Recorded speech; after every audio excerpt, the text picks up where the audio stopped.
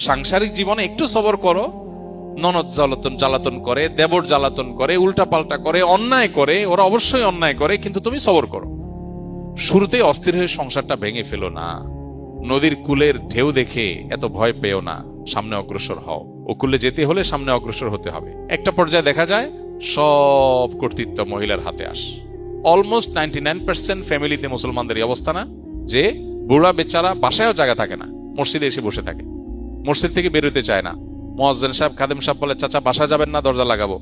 বলে যে তোমাদের জ্বালা একটু ইবাদত বন্দেগীও করা যায় না। আসলে কাহিনী কি?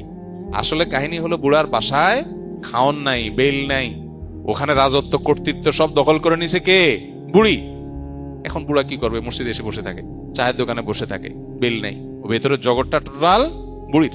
বুড়া যদি লাইনে থাকে তো আলহামদুলিল্লাহ, বেলাইনে থাকলে দৌড়ের উপরে। ঠিক না? ঠিক।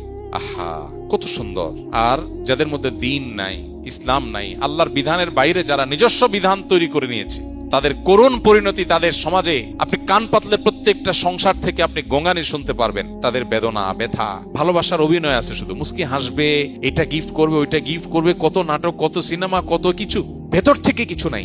আল্লাহ তাআলা আমাদেরকে বোঝার তৌফিক দান করুন। দিন এবং ইসলামের বাইরে কোথাও শান্তি নাই, থাকতে পারে না, বাহ্যিক চাকচিক্য থাকতে পারে।